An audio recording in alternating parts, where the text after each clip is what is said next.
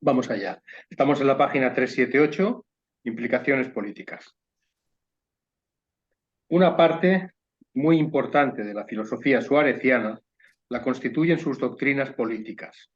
No son nada nuevo, son el desarrollo de los principios de Santo Tomás, madurados por la escuela salmantina, pero, a la vez, dando acogida a lo que había de aceptable en las teorías nominalistas. Bueno, esto es un enjuague morrocotudo.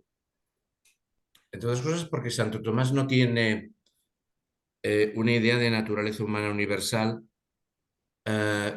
porque sabe que Aristóteles no la tiene y sabe que no la puede tener un aristotélico. O sea, para un griego hay esclavos por naturaleza, para Aristóteles, hay esclavos por naturaleza y libres por naturaleza. Y esto está en política, ¿no? Esto no está escondido debajo de un celemín, ¿eh? Entonces, la escuela de Salamanca es una síntesis entre el aristotelismo tomista y el estoicismo, que llega a través del derecho canónico. La filosofía estoica sí que tiene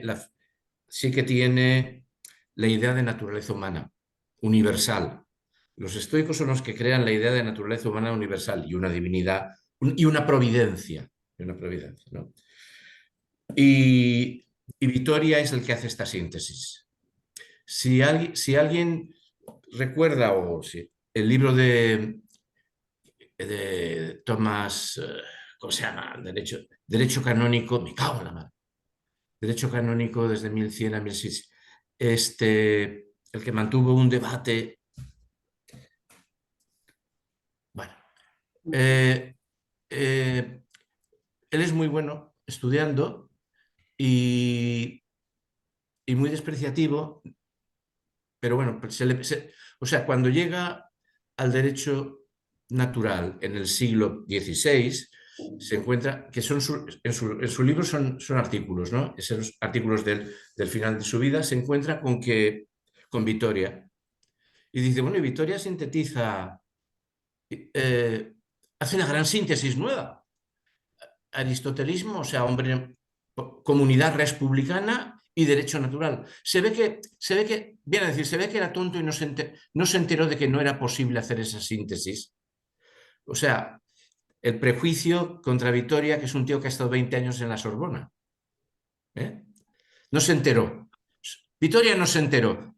Hizo una síntesis sin enterarse. Es que eso es una cosa. Pero bueno, ¿Esto dice quién, perdón? este libro Ah, de... vale. Que es- estabas intentando recordar. Vale, perdón. Sí, lo he citado tantas veces porque Sí, ese. no me viene. Sí, pues, pero bueno, ahí está claro. La novedad, el novum, es la universalización del polites a todo el mundo, a todos los pueblos, incluso a los sarracenos. No se le puede hacer la guerra a los sarracenos. No se le puede hacer la guerra. O sea, todas las repúblicas son por. Bueno, en fin. O sea, esto es una síntesis. Lo de las teorías nominalistas no me atrevo a señalar a qué se refiere porque no lo sé. Sí que tiran, por favor. Claro, la Sorbona estaba llena de influencia nominalista y en esa época. Y Vitoria es nominalista y tira de nominalismo. Y no digamos otros, ¿no? Pero esto. Sí que es cierto que son republicanos griegos. La República griega es distinta de la República romana. El concepto de República romana se opone al de monarquía. Para un griego, la República puede ser aristocracia, monarquía y democracia. ¿Mm? Porque la res pública es la comunidad organizada. ¿Eh? Y hay cuatro, y hay cuatro derechos naturales. Yo no he leído el derecho. A ver, yo he leído muy poquito de Santo Tomás. Y he leído, siempre se da la paradoja, más cosas sobre Santo Tomás que de Santo Tomás. Pero yo no he leído que Santo Tomás tenga el derecho de tiranicidio. ¿Mm? Los derechos naturales establecidos por Vitoria son a la libertad y a la vida, a la comunidad republicana y al tiranicidio. ¿Mm? También en la Iglesia, pero en la Iglesia solamente los obispos pueden ser tiranicidas, porque Cristo estableció una república episcopal, o sea, sería un episcopaliano. Bueno, esto todo es anterior a Trento, ¿no? Esto es el asunto.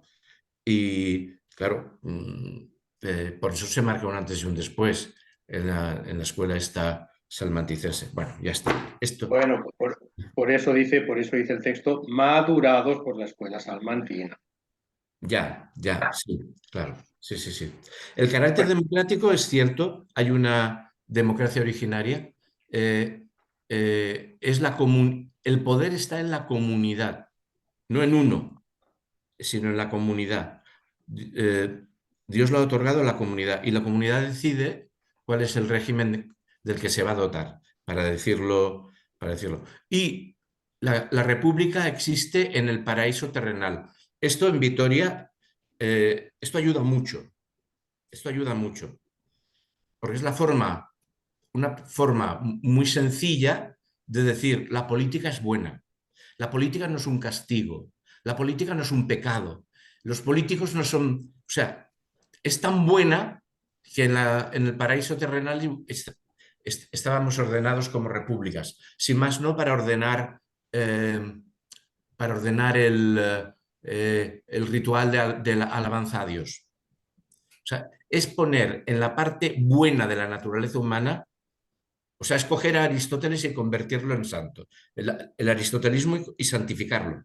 Y el estoicismo y santificarlo. Todo eso es anterior al pecado original. Y si nos llega es porque tenemos una naturaleza potentísima. Muy pelagiano es esto, ¿eh?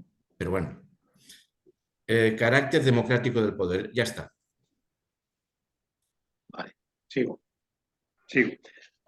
Con tendencia a una mayor libertad, teorías nominalistas, con tendencia a una mayor libertad de la persona humana, acentuando el carácter democrático del poder. Ante todo, establece el concepto de ley. Toda ley es una medida que examina algunos actos como materia y objeto. Es una medida de rectitud, regla recta y honesta del discurso humano. Examina las varias definiciones de la ley que da Santo Tomás, pero le parecen excesivamente amplias, pues cree que se extienden a todas las realidades cósmicas y físicas. La ley debe restringirse al ámbito humano y, propiamente, solo las positivas merecen el calificativo de tales, pues en ellas se manifiesta la voluntad recta y justa del legislador. Suárez acepta la división de la ley en eterna y temporal, esta en natural y positiva, esta en divina y humana, que es, a su vez, civil o canónica. Descendiendo por razón de la amplitud de su objeto y habiendo comenzado por la ley eterna, cuyo sujeto es toda la creación, Suárez llega al derecho de gentes considerándolo basado en una ley no natural, sino positiva, y no divina, sino humana. Así, terminantemente va a afirmar que el primer principio de cualquier autoridad es Dios. Toda potestad es de origen divino y proviene inmediatamente de Dios, autor de la naturaleza. Bueno, aquí hay un No salto muy chocante, o sea, está claro que la fuente última de todo poder es la voluntad divina. Pero esta frase, Suárez llega al derecho de gentes considerándolo basado no en una ley natural, sino positiva, no divina, sino humana. Así, terminantemente, ahora viene lo que parece, va a afirmar que el primer principio de cualquier autoridad es Dios. Esta frase parece como si estuviera colocada fuera de sitio, ¿no? Eh, eh, Toda potestad es de origen, ¿vale? Pero eso, colócalo arriba. El derecho de gente es esta gente lo fundamentalmente. Bueno, ahora estoy pensando en Vitoria, porque Vitoria es muy manejable. Por lo menos lo que es, las 11 relectios se leen fácilmente. Suárez es descomunal. Bien. Bueno, y ahora yo no puedo decir, sí que he leído cosas de Suárez sobre el derecho de gentes, y bueno, yo creo que decía lo mismo, creo recordar que pensé que decía lo mismo que Vitoria. El derecho de gentes es una consuetudo a la que han llegado las múltiples comunidades humanas en su interrelación, es no matar a los prisioneros, no está, es consuetudo, es positivo, pero no está legislado en ninguna ley está entre las leyes de los reinos y estados, superior a ellas, pero no es derecho divino, es consuetudinario para evitar la barbarie que ha llegado el ser humano en un acto civilizatorio a ponerse de acuerdo.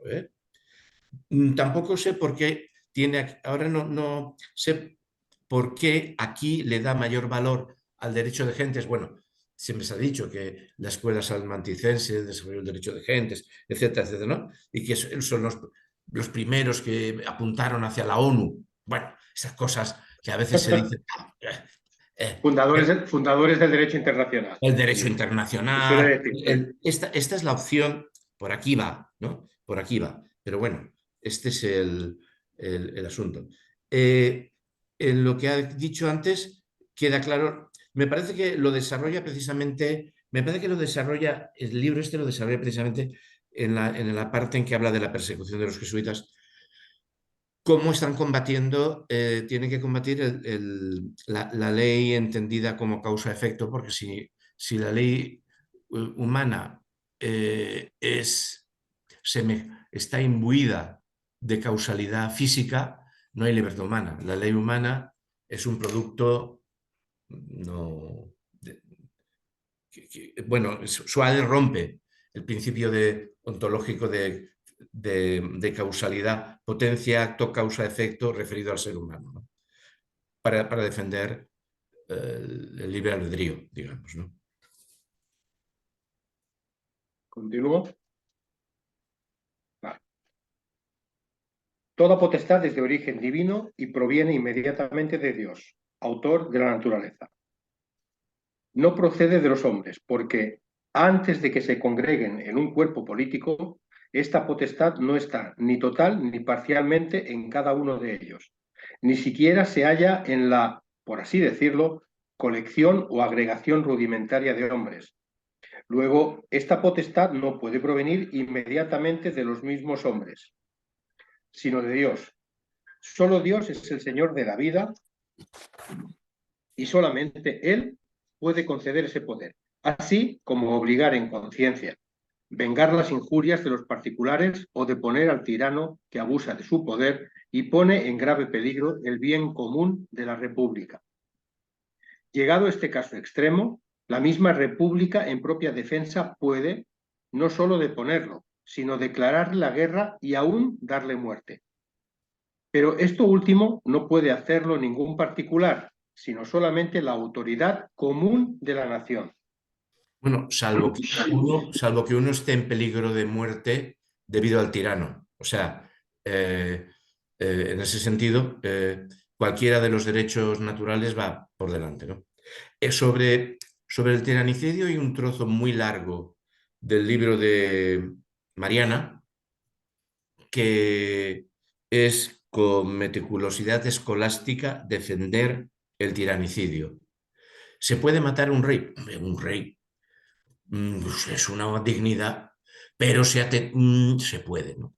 Se puede matar a un rey con cuchillos. Hombre, el cuchillo es un arma innoble.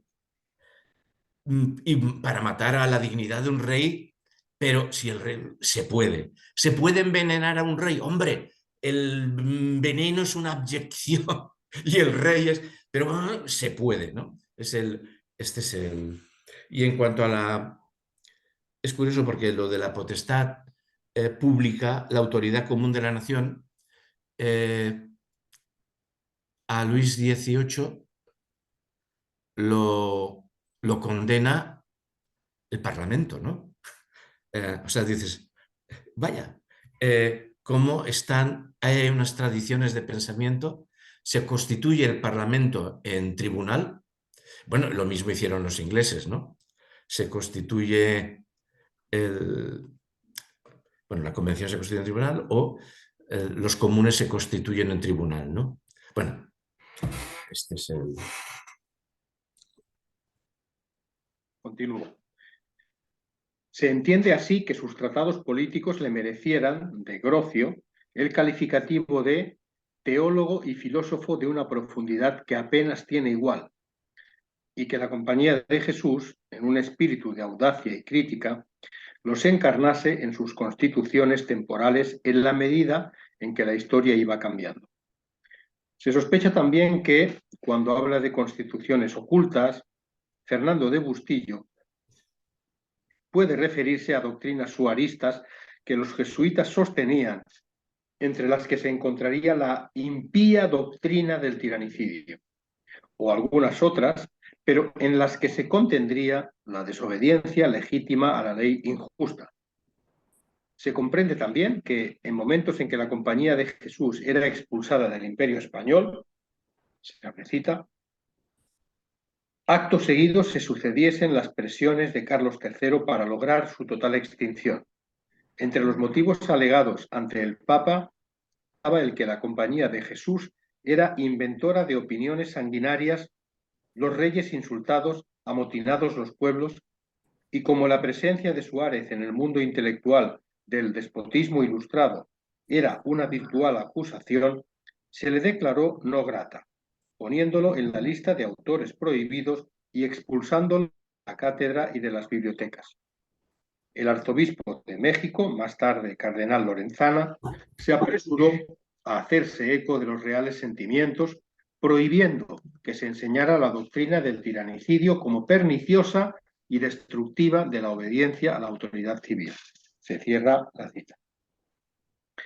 Eran las consecuencias de una visión cuyo espíritu sincretista y audaz le permitía situarse en el siglo con ideas, filosofías y costumbres adecuadas, cargado de sus propias implicaciones necesarias. Pero ahora, con este método económico temporal, que es la monita, ¿era monita o monita? Monita, ¿no? Bueno, monita, pues monita, vale.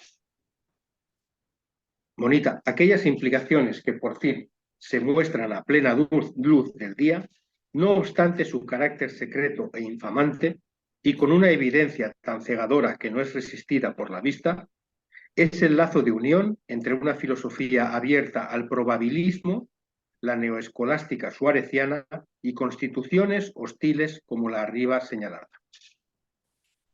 Siguiente apartado.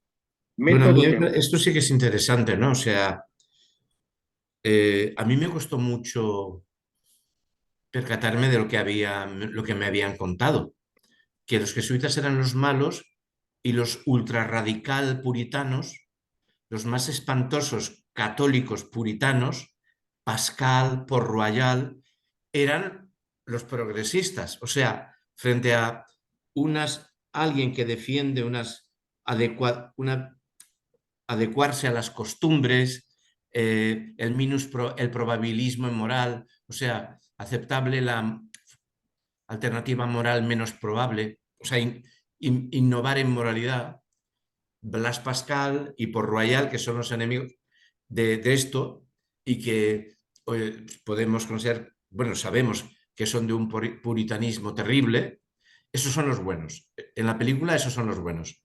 Y los relajados los que son los corruptos. O sea, bien, pues debo decir que con el tiempo cambié de opinión. Los restreñidos me parecen restreñidos y los laxos me parecen mejores.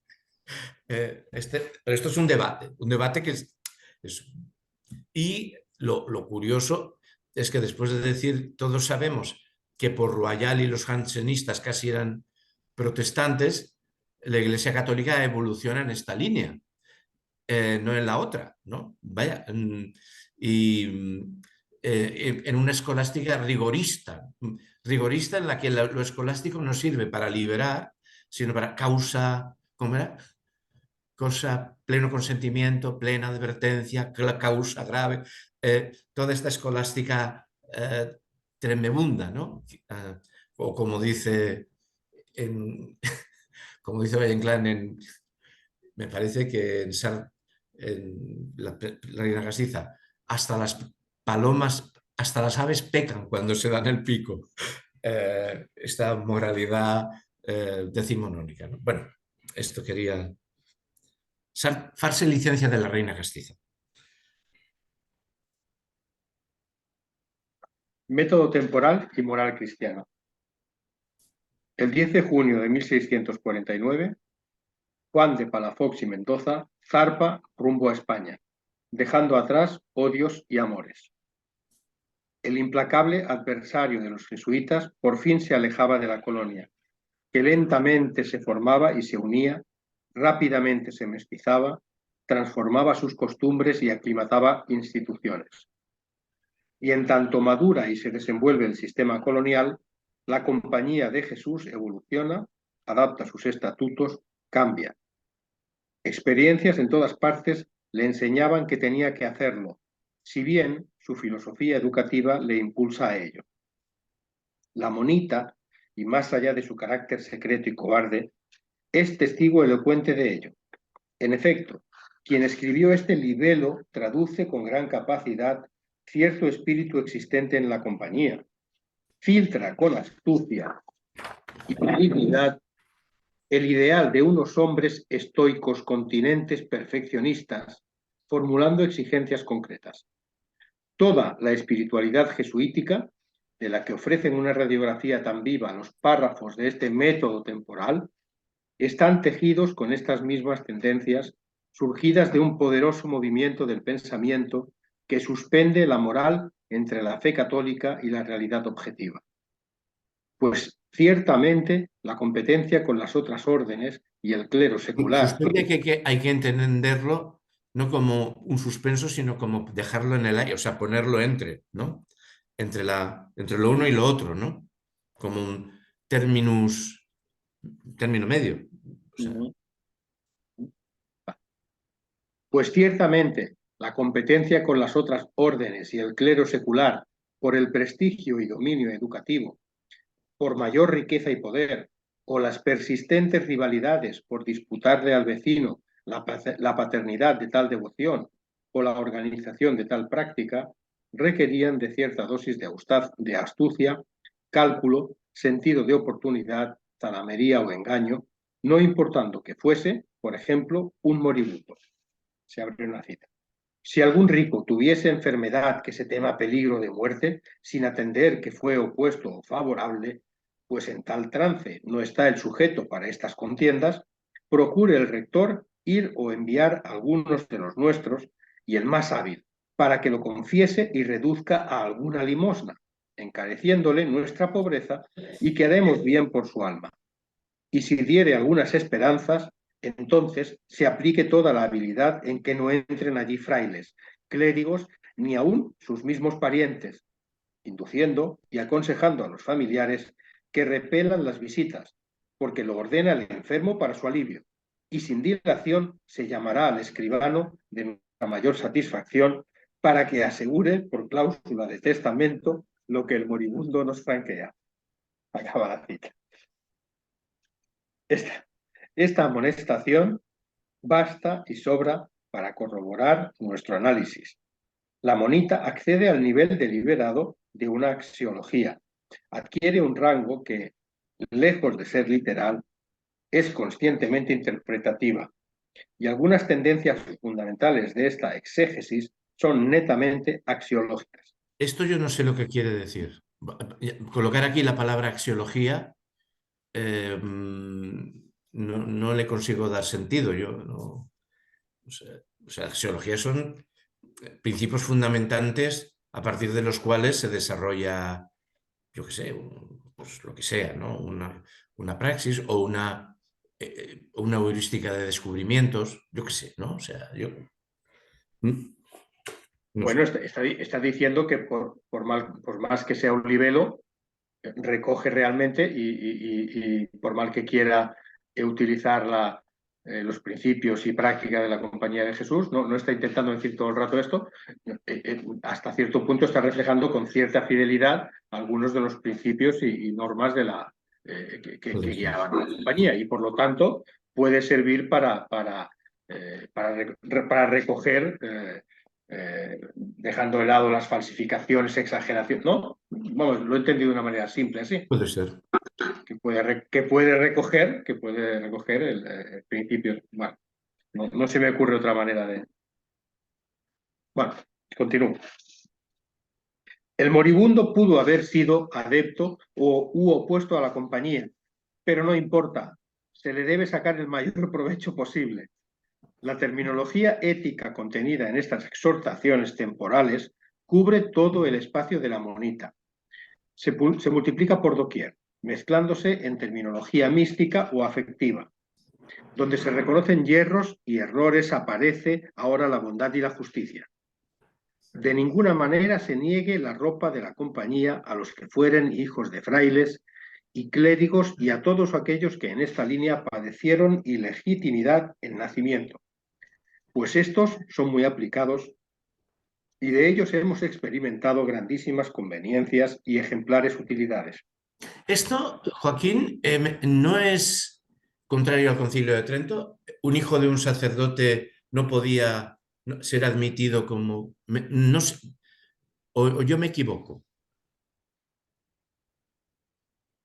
No se te oyes, tienes cerrado el micro. Que sí, sí, sí. Por eso están diciendo que los jesuitas van en contra de las directrices del concilio. Vale, Claro. vale. Y hasta a los hijos de un sacerdote les hacen clérigos, jesuitas, claro. Vale.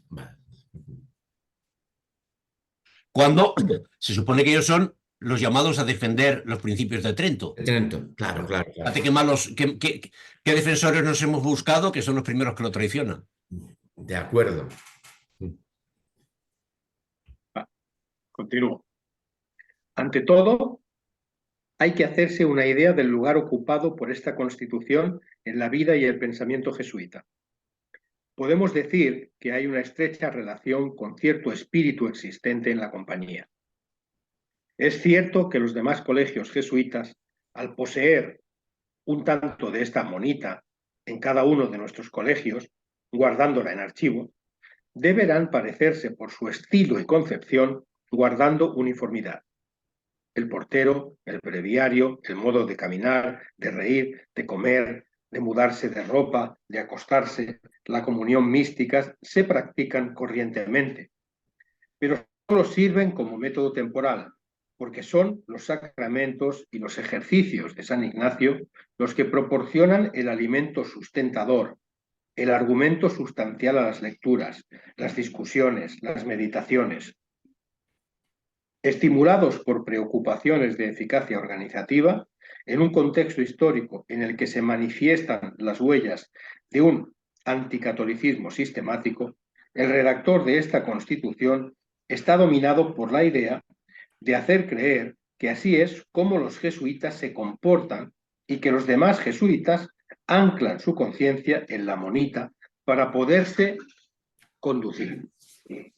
Trátese de un rey o un plebeyo, un obispo o un sacerdote, comida o bebida. Esta monita les proporciona el norte de su conducta, ejerce su autoridad en la vida cotidiana. Y aunque no todos los jesuitas la conocerán, y no obstante su carácter admonitorio, es bien claro que impondrá las reglas severas de su ley y de su ética en hombres que la aceptarán con simplicidad o entusiasmo, disciplinando las relaciones jesuitas, ya sea entre ellos, ya con el mundo. Sabido por los nuestros que ningún hijo de Adán está seguro de padecer sugestiones carnales. Ordenamos a todos los nuestros que continúen el antiguo uso de ponerse en los riñones planchitas de plomo batido y casquillos de los mismos en el miembro viril, pues con estos se amortiguan los violentos y nocivos movimientos de la lujuria y maldita carne. Ave María Purísima. Esta amonestación puede suscitar al lector risa, animadversión o compasión, conciencia de una rigidez rayana en lo imposible. La compañía expresaría una moral inhibidora, represora, típica de un cristianismo atrofiador. Desde luego, la encratella o continencia, que da lugar a un moralismo bastante cercano al rabínico, farisaico y estoico, se cultivó y se ha seguido en el cristianismo. Y es que el ideal del santo, con el del soldado o el del aristócrata y mercader, no coinciden en sus términos. Son las expresiones mudables de la historia. El Bueno, esto jesuita a mí me ejerce... parece muy interesante. Bueno, yo quería... Encrates en griego quiere decir autodominio, ¿eh? O sea, el encrates es el ciudadano que ejerce la cracia, el poder sobre sí mismo. O sea, es la autodeterminación del ciudadano y del individuo, ¿eh? Eso quiere decir en griego, encrates. Con todo, ahora viene, está haciendo una definición de una tradición que no es el Curi Camacho, ¿no? Este párrafo es el siguiente, me parece, que no es jesuita, sino en realidad cristiana, que es esa sexualidad atormentadora y atormentada. Aquí dice el cristianismo, no dice la compañía, ¿eh?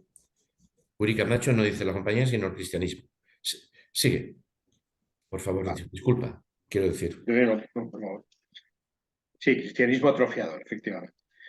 El jesuita encarnó también, en su momento, aspectos de moral cristiana, que no son sino interpretaciones debatibles, relativas o caducas.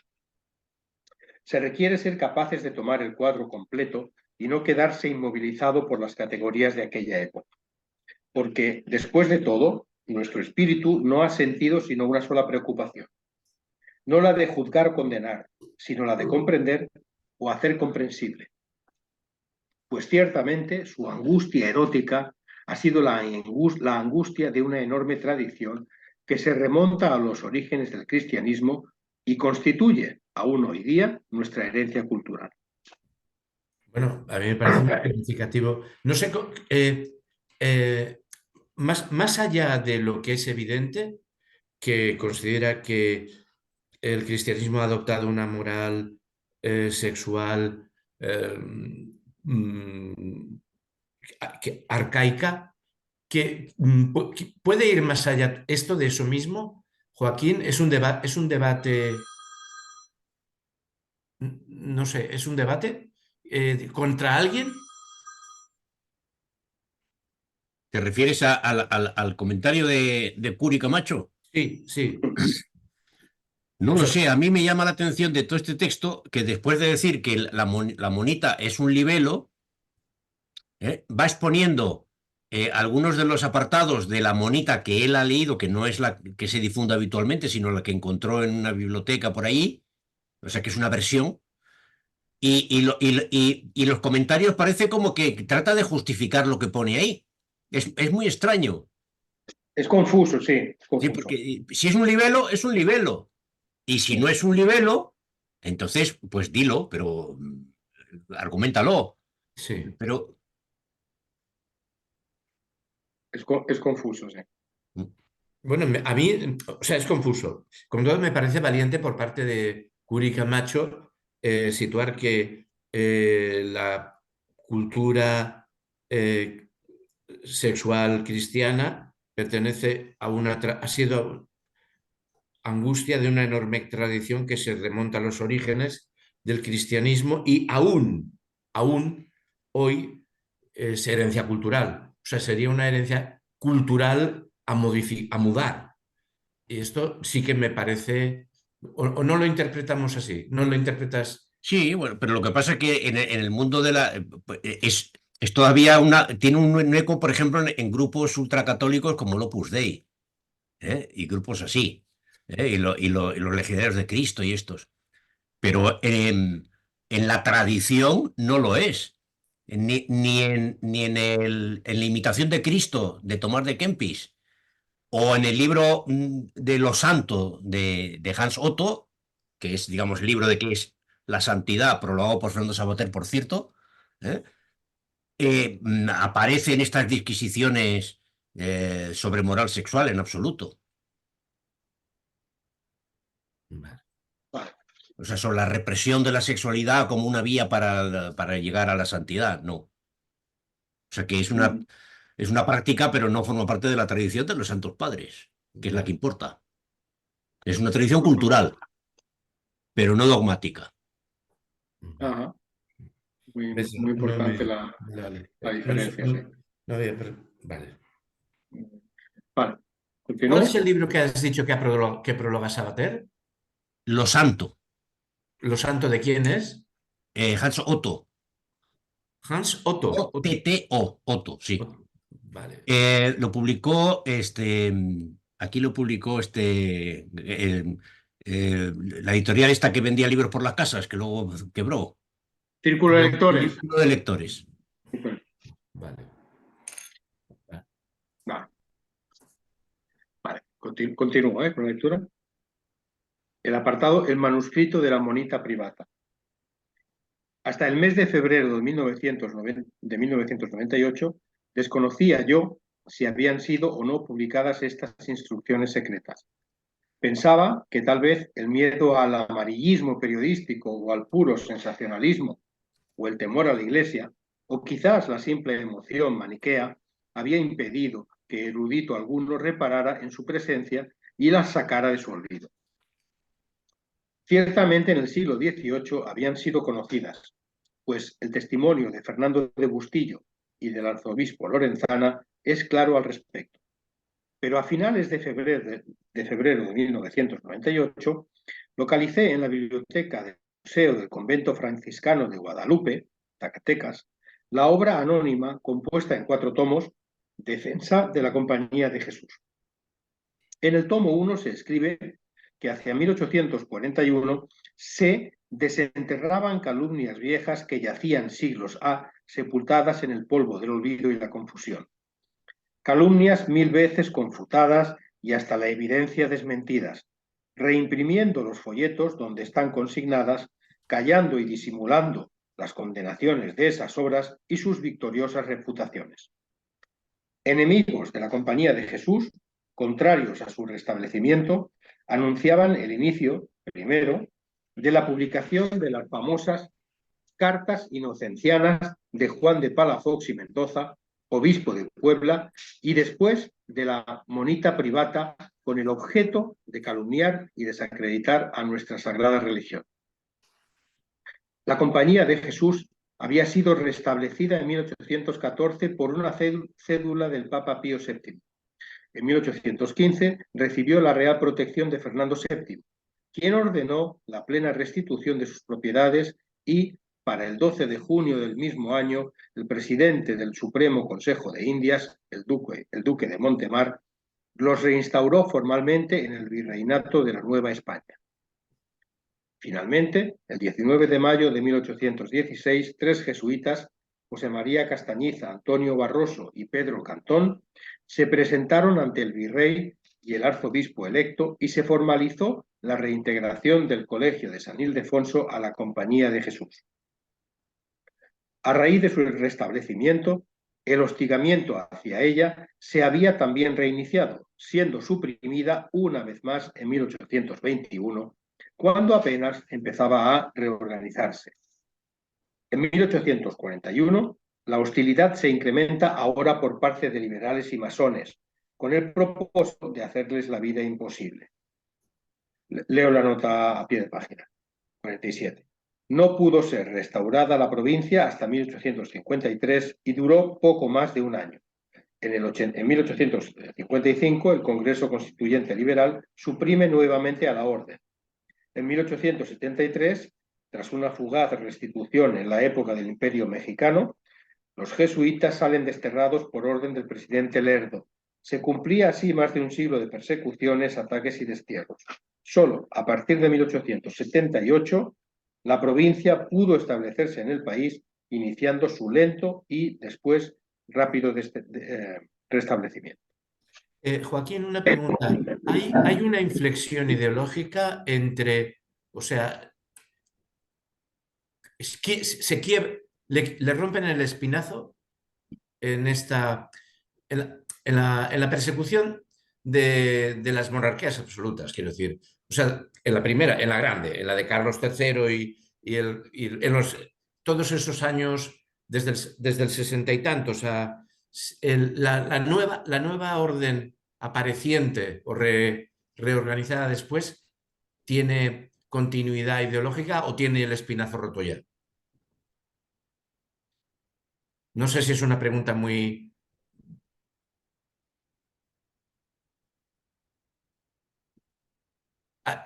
o sea, no sé si me explico, ¿no? O sea,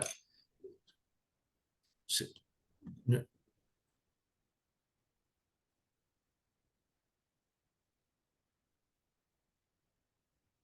lo dejamos. Lo dejamos, sí, continúo Vale. con la lectura. Perdón. Te contesta, Ah, hay una contestación escrita, ¿vale? Continúo con la lectura. vale, se va Manuel. Hasta luego. Ah, vale, vale. Chao, Manuel. Hasta luego. Perdón.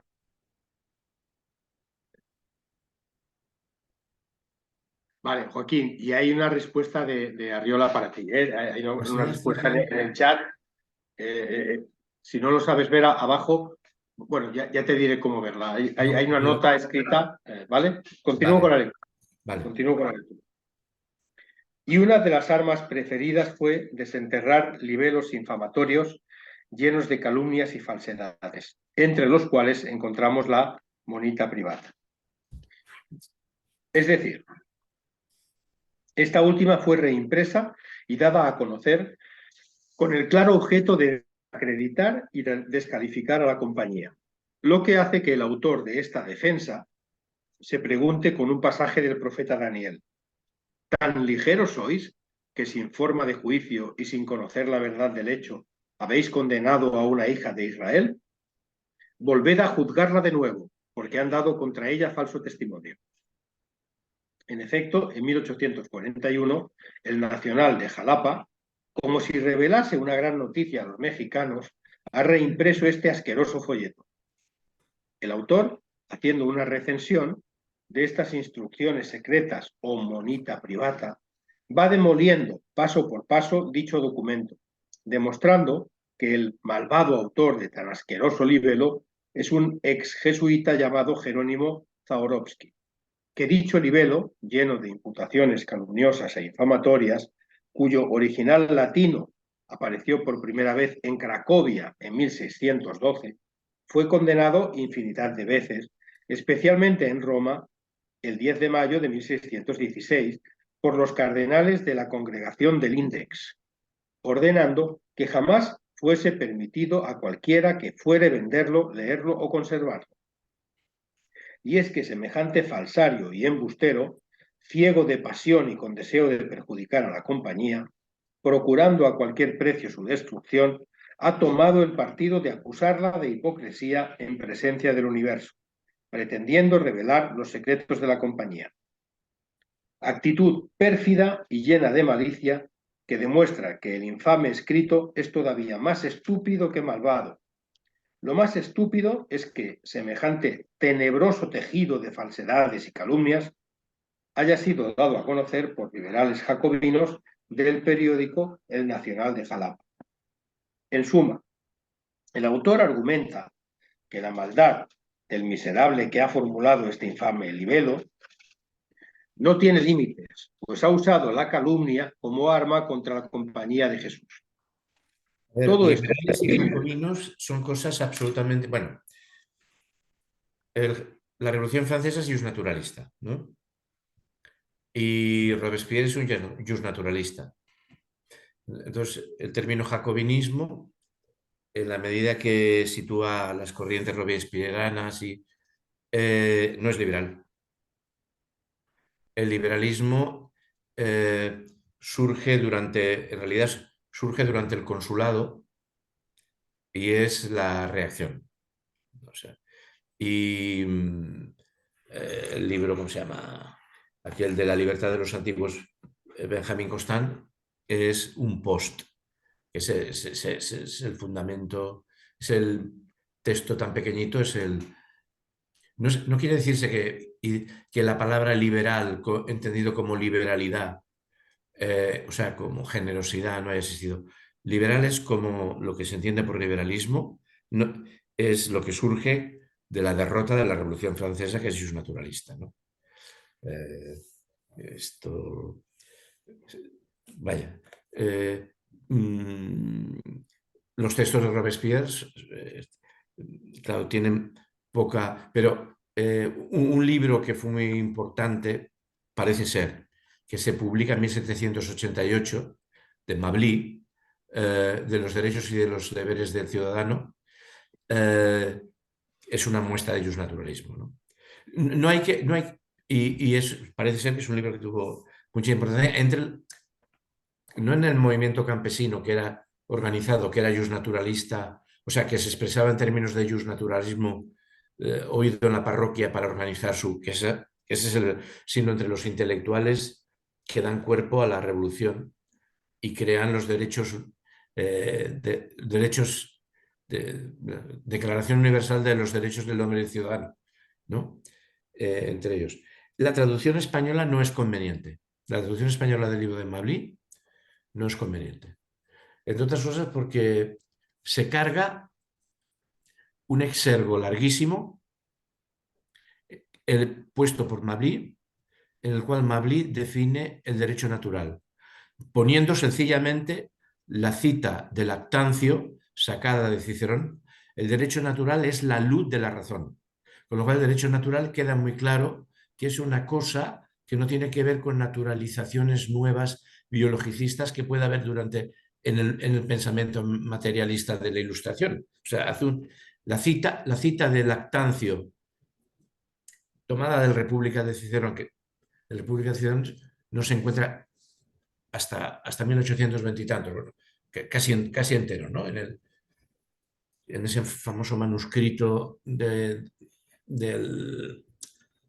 estaba en la Vaticana, que eran un manuscrito de cuentas del convento de Bobbio y que mirado con luz ultravioleta estaba el manuscrito. Bueno, antes solo se conservaban muchas citas de San Agustín y de Lactancio y el sueño de la razón, ¿no? El sueño de Escipión. El sueño de Escipión. Bueno, pues hay una cita larguísima de Lactancio en la cual Cicerón dice que la naturaleza humana está en la luz de la razón, dada por una divinidad. Esa cita está quitada y, claro, queda monstruosamente mutilada la interpretación del libro, ¿no? Bueno, no sé si esto es útil o es una explicación inútil, bueno, parásita mía, ¿no? Ya lo he dicho. Dicho queda y recogido. Sigo la lectura.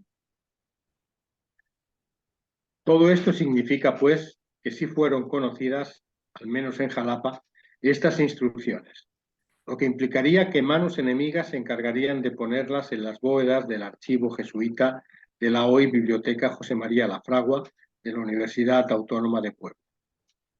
Es muy posible, sobre todo si tenemos en cuenta los poderosos enemigos que tuvieron y que terminaron por expulsarlos en 1767. Inmediatamente después de la expulsión, manos calumniadoras y cobardes habrían depositado dicho manuscrito en el mencionado archivo jesuita, por lo que parecerá tal vez extraño y exagerado dar tanta importancia a este documento. Estaríamos dando a conocer uno más, quizás el peor, de tantos libelos calumniadores que a lo largo de su existencia habría tenido que sufrir la Compañía de Jesús. En cambio, a nosotros nos parece necesario porque presenta la cuestión jesuítica en toda su amplitud. Un individuo que se oculta con todo cuidado, que publica estas instrucciones forjadas a su gusto, que las presenta como las que secretamente rigen a los superiores de la compañía, no exhibe la menor prueba de que dichos superiores tienen efectivamente tales instrucciones. El impostor ha previsto que no era difícil que los jesuitas negasen y ha tenido la destreza de formar de esta denegación uno de los puntos de la monita. El impostor parece ser, como hemos anotado, un ex jesuita expulsado de la orden en 1611 llamado Jerónimo Zahorovsky. Si esto es así, el manuscrito que tuvimos a la mano y que, como dijimos, reposa en aquel archivo jesuita, debió haber sido copiado de otro manuscrito o impreso y, en efecto, depositado entre papeles y documentos de la compañía como testimonio de la infamia e ignominia jesuita. En todo caso, quien escribió tales exhortaciones conocía desde dentro la orden, o, al menos, cierta atmósfera común a los jesuitas y relaciones que tenían con otras órdenes, poder e iglesia. El texto presenta enseñanzas y móviles de conducta en apariencia difícilmente reconciliables con la moral cristiana, y sí con Maquiavelo, que justificaría la secular acrimonía de librepensadores, masones, etc., contra la perfidia jesuítica. Si se repara en el repertorio de exhortaciones que conforman esta monita, las sorpresas se suceden una tras otra a medida que se avanza en la lectura. Son las sorpresas estéticas y emocionales que obligadamente surgen en el investigador. Podemos considerar la monita como una especie de guía para conocer el estado de ánimo común del jesuita medio, no obstante su carácter calumniador, porque al investigador lo que le importa no es solo lo sutil, abstracto o grandioso, sino ese estado de ánimo común de todas las épocas. Y cuando los jesuitas se acomodan sospechosamente a ese estado espiritual que propone la monita, cuando lo traducen en la vida pública, entonces nos encontramos con un filón que no podemos dejar escapar. El jesuita común y corriente se convierte, así, en testigo precioso de ese estado de ánimo jesuítico, potencia pertinaz y constrictiva de ciertos sentimientos, ciertas ideas que reaccionan más vivamente cuando espíritus avezados sienten la amenaza que pende sobre ellas. Los jesuitas no dejan de ser ellos mismos cuando inquietos, a veces perplejos, ante la prodigiosa abundancia de hechos que venían de todas partes, descubrimientos científicos, geográficos, métodos nuevos y más hechos que rompían los escrúpulos del siglo XVI, los impulsan, con gesto seguro y firme, a renovarse y renovar al cristianismo. Tienen cabal conciencia de que el mundo está entrando en otros tiempos. Sin exhibiciones espectaculares, sin gritos ni injurias, no se dejan llevar por la corriente, reaccionan a fuerza de sermones, educación, panegíricos y apologías, y, al hacerlo, no se aíslan del espíritu de su tiempo. Sin duda, están preocupados por la turbulencia de su época. Perciben, a su manera, esa crisis de la conciencia europea después del vendaval de la Reforma. Contemporáneos de Descartes, Spinoza o Bodino ven el peligro spinocista y el ascenso de la razón de Estado y la soberanía como tiranía latente. Esa amenaza latente fue bien calibrada, por ejemplo, por el sector más sagaz de las fuerzas católicas francesas del momento. La doctrina del tiranicidio, extendida en Francia por los jesuitas a partir del mismo año de la creación de los Estados Generales, 1593, y que implicaba la previsión de los males que se avecinaban, el primer agresor fallido de Enrique IV, en quien se prefiguran ya la política de Richelieu y Mazarino, Juan Chastel, era discípulo de jesuitas. El hombre que daría en 1610 muerte al rey, Francisco Ravaillac, también discípulo de jesuitas, alegaría en su defensa la traición del monarca a la concepción cristiana que era sustituida por la nueva época de absoluta soberanía de los estados. No se detienen los jesuitas, entonces, en la simple ascesis corporal y la contemplación espiritual.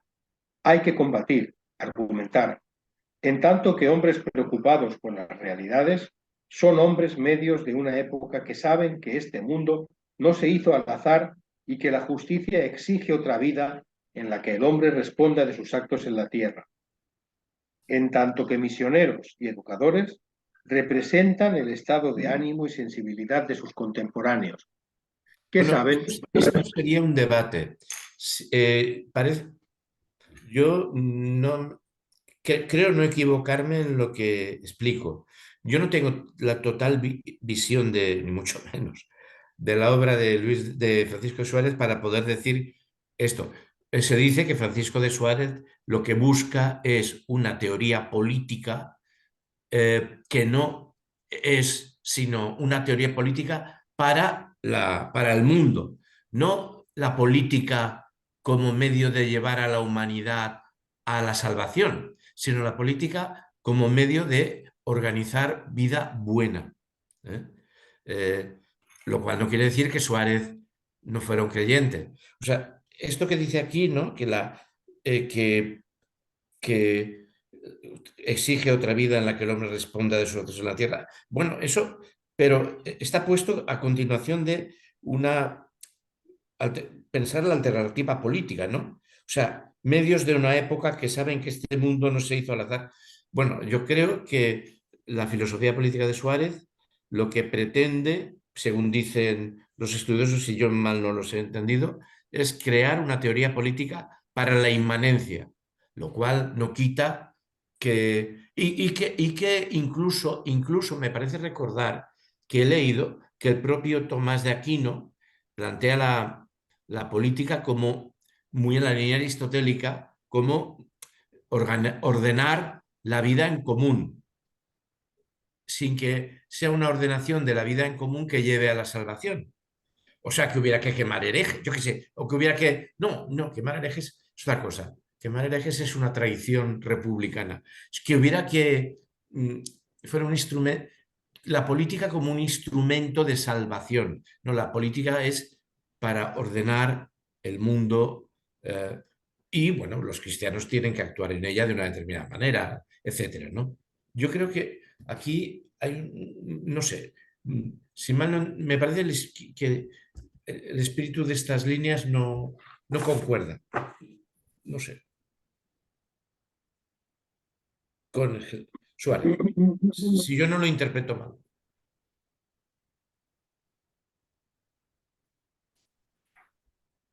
Bueno, continúo con la lectura. En tanto que misioneros y educadores representan el estado de ánimo y sensibilidad de sus contemporáneos, que saben que no es posible una sociedad sin moral, ni es posible una moral sin Dios. En tanto que hombres, en su relación con el mundo, saben que el poder tiene su propia densidad y no depende de la buena o mala intención de los individuos. Es cierto que hay que llevar una vida moralmente en gracia y llegar a adquirir la pureza de intención. Pero las instituciones que perpetúan la razón de Estado expresan tiranía evidente.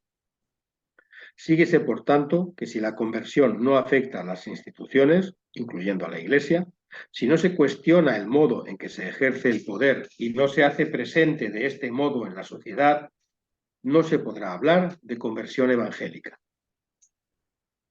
La monita aparece entonces, si bien como un libelo calumniador, como un esfuerzo perseverante por circunscribirse a su tiempo, aunque parezca difícil reconciliar algunos de sus preceptos con las coordenadas culturales cristianas. Por ello, esto es, por su carácter medio y privado, estas exhortaciones revisten una importancia mayúscula para el investigador. Dicho lo cual, cómo se aclaran y cobran sentido las relaciones de una sociedad donde los jesuitas fueron pieza clave en la conducta cotidiana. Cómo se aclaran las relaciones entre jesuitas, Juan de Palafox y Mendoza, política, educación y moral privada. Porque, sin duda, que esta monita se basta a sí misma. Nos presenta el núcleo original desde donde podemos acercarnos al fenómeno histórico y desde ahí filtrar el contenido de sus exhortaciones. La nota a pie de página. Las penetrantes habilidades lógicas y ricos almacenes de sapiencia asimilada que les permitan comprender desde dentro formas de vida diferentes de las propias, de Gilson, Maitland, Huizinga, Doktorowicz, junto al paradigma de las inferencias indiciales de Jacques Le Goff y Carlos Ginzburg, son de inestimable ayuda. Aquí hay una multitud de pensadores absolutamente heterogéneos, ¿eh? O sea, Le Goff es fundador de Ginzburg, de la Escuela de las Mentalidades. Gilson es un filósofo escolástico dominico anti-Suárez, un gran filósofo, ¿eh? O sea, bueno, Huizinga es un estudioso del final de la Edad Media y yo Kantorowicz y Maitland no los conozco, pero los otros sí. Carlos Ginzburg es el del queso y los... O sea, son no sé a dónde, porque yo no creo que, a ver, Curi Camacho no daba puntadas sin hilo y no creo que esto sea un acto de vanidad, es decir, yo he leído todos estos, no sé a dónde va. Incluso cuando antes cita el título del libro de Paul Azar, ¿no? Ahí metido, ¿no? De la crisis de la conciencia europea. Eh, eh, no sé lo que se me escapa, ¿no? Pero una cosa que sí que quiero aprovechar de decir. He estado buscando más información sobre Juan de Palafox. Palafox llegó a ser virrey de México. O sea, la confrontación jesuitas-Palafox con la derrota de Palafox tiene muchísimos más bemoles que si fuera solamente con el obispo, digamos, primado de Nueva España, si eso existía, ¿no? Es un choque con el virrey. Eh,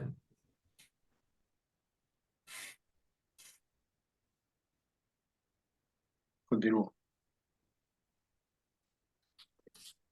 Por descontado que en este terreno las investigaciones son arduas, pero sabemos que en el fondo de las ideas, por encima de su juego, están las profundas realidades de la creación espiritual.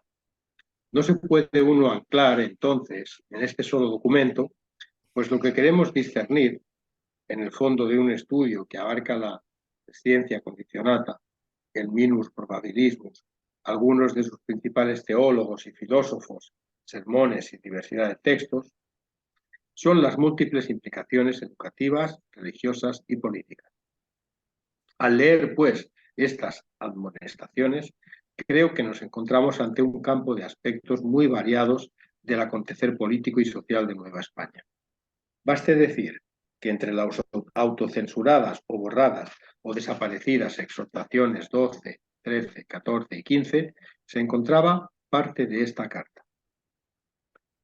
En los navíos que llegaron a la Veracruz, el 7 de enero de 1747, llegaron cartas del Padre General, donde exhorta a no tener demasiado contacto con mujeres, no abandonar enfermos, ni a quienes lleguen a mendigar comida y medicinas.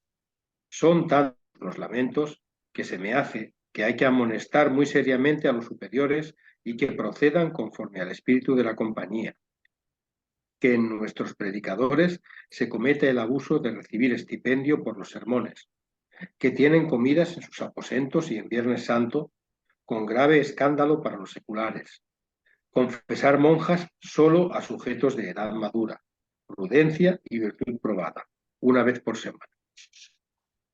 Esta carta tal vez tiene alguna relación con esas exhortaciones desaparecidas y borroneadas, y nos combina a reconstruir un fondo de ideas e instituciones que, me parece, todavía permanece en la oscuridad.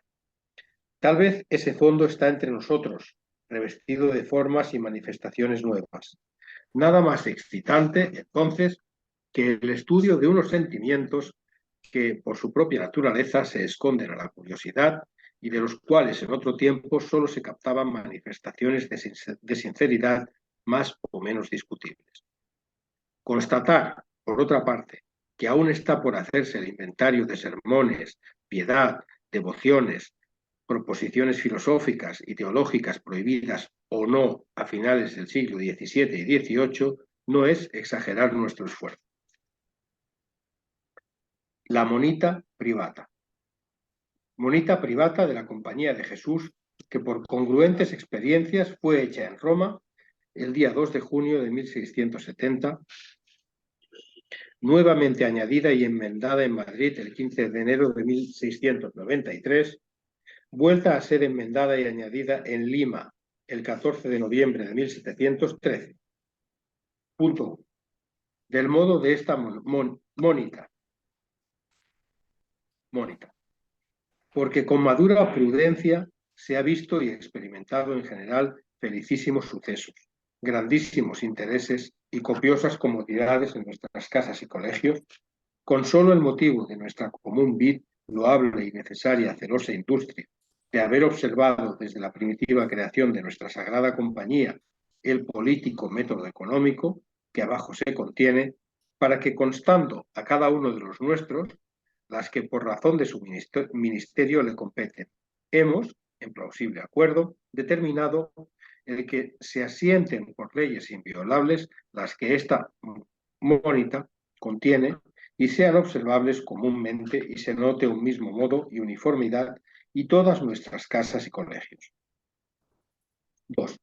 A todos los nuestros encomendamos en el Señor que con su mismo rendimiento veneren y obedezcan todas y cada una de las leyes de esta santa mónita, por trivial que les parezca, pues en ellas se contienen excelentes máximas y primorosos económicos al fin de lograr los más convenientes medios para la vida temporal, pues para la espiritual. Bastante nos dejaron escrito nuestro padre San Ignacio, padre Alonso Rodríguez, el padre Villacastia y otros ilustres varones que en santidad y letras han florecido en nuestra sagrada. 3. Disponemos haya de haber un tanto de esta mónita en cada uno de nuestros colegios, guardándola en archivo, sin que de él saque por ningún motivo un tanto, pena de que, si tal acontecimiento se justifica, será el padre rector sobremanera reprendido, depuesto de su oficio e inhábil para obtener otro ninguno en nuestra compañía, y así será descuidado celar con vigilancia tanto la observancia de esta mónita cuando el que entre resguardada su noticia de los seculares y otras comunidades, especialmente de la de los predicadores, pues estos, al paso que se aumenta nuestro aplauso y opinión, crece en ellos la envidiosa obstinación con que tercamente han intentado siempre derrocarnos. Y así será conveniente que los padres reverendos estén bien advertidos en los documentos de esta santa mónita y que no a todos los nuestros la hagan notoria y la revelen, sino únicamente a aquellos que ejercitasen en algunos ministerios, de aquellos sobre los cuales se dan aquí algunas advertencias, y aunque en este caso se dé la precaución de no influir a estos con otras especies, sino son a aquellas que solo conducen para la buena observancia de sus ocupaciones. Punto 4. Supuesto que los prelados superiores procurarán siempre mirar para rector no a los más espirituales, sino a los más expertos y capaces en materia de Estado, será de obligación de estos, luego que lleguen a su colegio o tomen posesión, informarse de los sujetos de mayor suposición de la República, y hasta tanto que por nómina o instrucción de los mismos que habitan otro colegio no estén satisfechos de los sujetos que nos son favorablemente apasionados, y también las inútiles propuestas, fingiendo en este tiempo algún cansancio ocasionado del camino, para que por este medio se consiga, al no mostrar benevolencia a los inútiles, y que experimenten recíproco agasajo y afabilidad los inútiles y favorables, no visitarán a ninguno, manteniéndose sin salir del colegio. 5. Sabida la circunstancia que siempre en nuestros colegios hemos tenido sujetos aventajados en jurisprudencia por los motivos que abajo se dirán, los padres procurarán, cuando sigan algún pleito, no valerse de aquellos abogados que en común opinión de la República fuesen más capaces y afamados, sino de los más pobres y menos capaces. Lo primero, porque valiéndose de los primeros, como son sujetos hábiles en su profesión, todos los buscan, y con la mucha concurrencia de negocios no darán pronto expediente. Lo segundo, viéndose de los segundos, como están por incapaces olvidados, no será muy fácil conseguir brevedad en nuestros pleitos y el que ellos se dejen sugerir y gobernar del dictamen de los nuestros, pues no careciendo la compañía de peritos en la facultad, conseguiremos hacerlo a nuestro modo y juntamente utilizamos el hacerles poca paga. 6. Será obligación de los padres el estrecharse con atenta llaneza y amorosa afabilidad con sus súbditos, para conseguir por este medio el conocimiento de sus capacidades y talentos y encomendar las ocupaciones según la inclinación de cada uno. 7.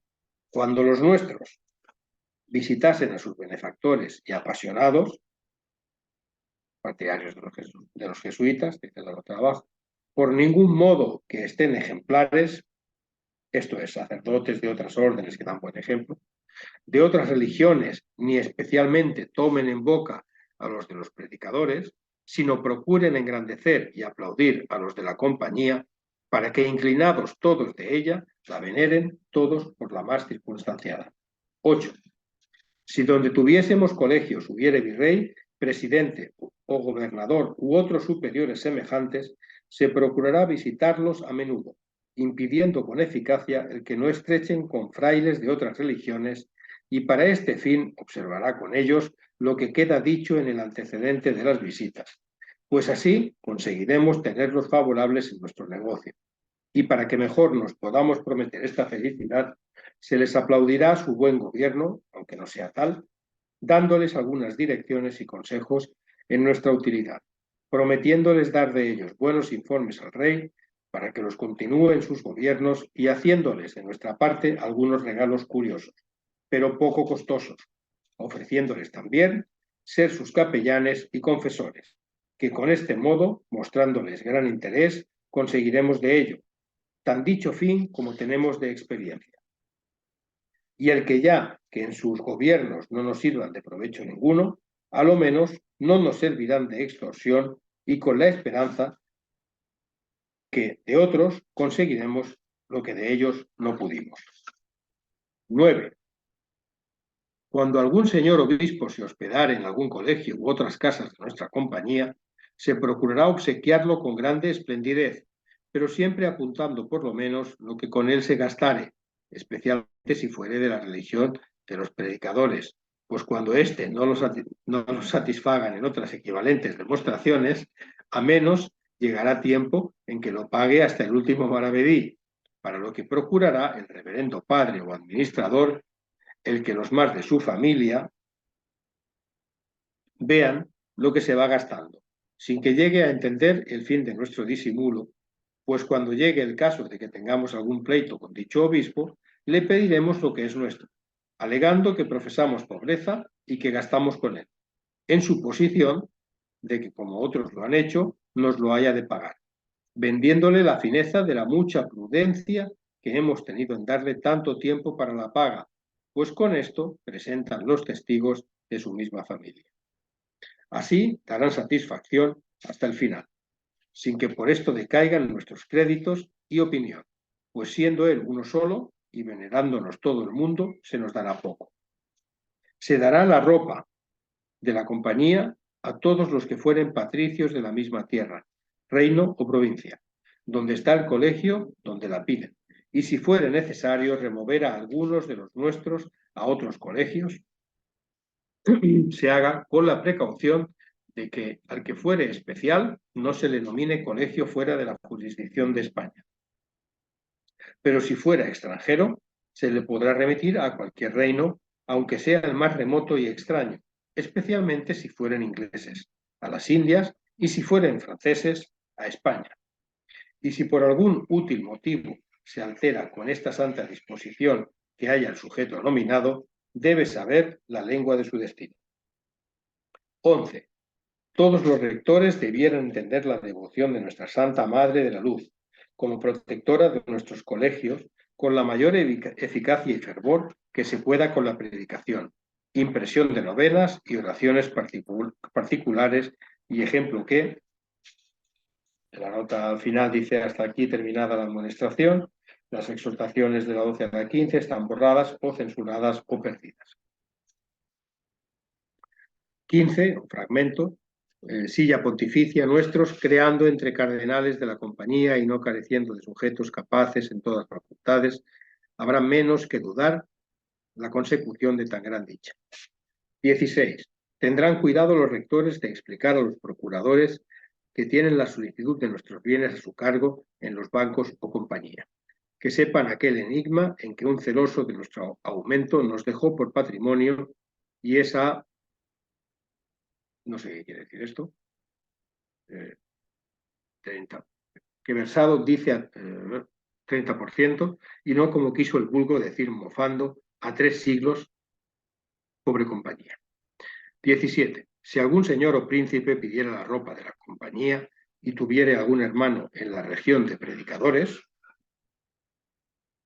por este mismo motivo no se le dará, pues si a los superiores empeños se agregare el que nos quiera dejar algunos útiles y crecidas porciones, entonces se admitirá sin ninguna repugnancia, pues producirán los prelados superiores sacarle de su tierra, aunque sean encomendándole el gobierno de algún sitio remoto donde nadie lo conoce. 18. De ninguna manera se niegue la ropa de la compañía a los que fueren de frailes y clérigos y a todos aquellos que en esta línea padecieren ilegitimidad de nacimiento, pues estos son muy aplicados y de ellos hemos experimentado grandísimas conveniencias y ejemplares utilidades. 19. Si pidieren la ropa algunos que tuvieran lunares en algún miembro del lado izquierdo y la nariz extremosamente marcada o larga y torcida a la punta, en algún modo para cualquier lado, estos serán admitidos cuando de otros falten en el mundo. Las bestias que hubieren de comprar para nuestro uso han de ser mulos y no mulas. Lo uno, porque el ignorante abuso ha introducido el que las mulas son mejores, sin que haya motivo que lo pruebe. Y lo otro, porque este desatinado dictamen logramos nosotros comprar los mulos más baratos y que no nos pudran las mulas, atares o arritrancas que orinen. 21. Si algún rico tuviera enfermedad que se tema peligro de muerte, sin atender que fue opuesto o favorable, pues en tal trance no está el sujeto para estas contiendas, procure el rector ir o enviar a alguno de los nuestros y el más hábil, para que lo confiese y reduzca a alguna limosna, encareciéndole nuestra pobreza y que haremos bien por su alma. Y si diere algunas esperanzas, entonces se aplique toda la habilidad en que no entren allí frailes, clérigos, ni aun sus mismos parientes, induciendo y aconsejando a los familiares que repelen las visitas, porque lo ordena el enfermo para su alivio. Y sin dilación se llamará al escribano de nuestra mayor satisfacción para que se asegure por cláusula de testamento lo que el moribundo nos franquea. En el apartado que habíamos leído al principio del texto. Punto 21. Se procurará tener de portero, en las porterías de nuestras casas y colegios, a un coadjutor que sea el más viejo que hubiere, y será más a propósito si fuere lisiado, como cojo, tuerto, jorobado, o que padezca de movimientos continuos, y, en fin, que sea el más mal acondicionado y de monstruosa expectativa. Y en algún bienhechor o persona y en viendo algún bienhechor o persona de nuestro cariño, estará advertido en no introducirle conversación ninguna, sino irle a avisar al rector para que el sujeto no descubra su mala capacidad y genio. Pero si el que viniere fuera infructuoso y opuesto a la compañía, o que no le hayamos debido ni le esperemos deber nada, o si viniere a pedir alguna cosa, si a estas circunstancias se le agregare el que sean letrados y escribanos, toda, pues gente de pluma, mujeres de estos mismos, frailes o clérigos, excepto si algunos de ellos fueren capellanes de monjas o varios, entonces dicho portero empezará a dar algunos pasos, citando algunos tristes suspiros, y en lo aparente mostrará gran cuidado de su rispidez, genio impertinente y monstruosa fealdad. Mostrará gran indignación. Esto es de Berlanga, ¿eh? De una película berlanguiana.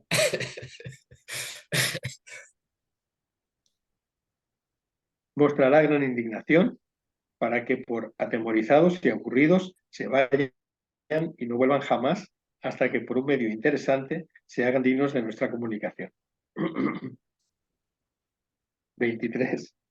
Como quiera que no somos ángeles del cielo, sino hijos de Adán y sujetos de las miserias, desdichas y pasiones, que todo hombre, por tanto, disponemos que, si alguno de los nuestros cometiere delito grave y que por él sea reclusado, y para que su falta no sea notable ni escandalosa a los de fuera, se hará lo que siempre se ha usado con los que vienen a ver, diciéndoles que está retirado a seguir los ejercicios de nuestro padre San Ignacio, o que padece enfermedad de cabeza, que ha sido preso para su sanidad privarle de toda comunicación. Y en cumpliendo su penitencia, podrá decir esto mismo a sus conocidos por dos razones. La una, porque quede ilesa su opinión, La otra porque no mentirá, pues a la verdad padece accidente espiritual. 24. Procuren todos los nuestros exonerarse de todas las concurrencias, de todas las funciones de otras religiones y aún de las visitas y amistades estrechas, para que teniendo siempre una constante entereza, nos besen, acaten y reverencien como generalmente experimentamos que lo hacen. Y porque también, no siendo nuestros frailes, no puedan blasonar el que se nos pegan sus cosas, usos y costumbres, las cuales deben vivir muy lejos de nuestro laudable y político modo. 25. Cuando alguna persona conocida de los nuestros, o que sea forastera, viniere a ver algún colegio nuestro, si hubiere alguien, acompáñele con agrado, pues siendo huésped e inclinándose tan presto a visitarnos, es clara señal de apasionado amigo, y para que en todo caso, cuando esté cerca de la portería para irse, convidarle garrapiñados o chocolate de cumplimientos, pues no ha de ser tan imprudente que lo admita en tal paraje, tal ocasión. Y siempre juzgará bien de nuestra atención, atribuyendo que será natural olvido el no haber antes cumplimentado. 26. Cuando los nuestros fueren convidados a algunas funciones de frailes dominicos, procurarán llevar allí el breviario y hacer que reza. Pero estén advertidos que mientras algunos repican o argumentan, en la nota abajo dice, esto es, cuando algunos dominicos exhibían sus dotes sofísticas, se han de reír al disimulo los nuestros, de suerte que lo noten algunos de la concurrencia que, viendo en ellos nuestra opinión tan sublimada, comprenderán de qué nos reímos. Comprenderán por qué dichos frailes desatinan, especialmente las mujeres, que por menos inteligentes hacen cierto para acreditar y difundir lo que erradamente conciben aún entre los más capaces, pues estas son las que más se pagan de sus numerosas sugestiones, y lo mismo se observe esta recomendación para cuando los frailes predican. 27. Tendrán cuidado los nuestros que en estas concurrencias vayan de dos en dos, manifestando nuestra tibieza en ir, procurando ser últimos en llegar, llevando también los breviarios para ocupar todo el tiempo que fuere menester, hasta salir con la más notable aceleración, anticipando a los que más presto salen de dicha asistencia. 28. Por ningún motivo los rectores impidan a ninguno de los nuestros el que usen anteojos, aunque por mozos u otra razón no los necesiten. Pues si se agrega el que sean naturalmente calvos, una y otra circunstancia causan mayor veneración y representan mayor autoridad. 29. Todos los nuestros procurarán ser muy parcos en la cena y que nunca se inclinen a comer huevos, y, si lo hicieren, que sean nones, y que no pase de 3.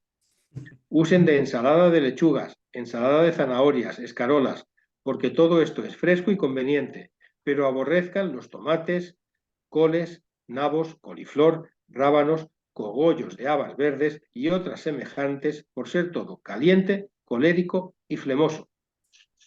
En comida el viernes no se use ni introduzca el A comer. ver, un segundo.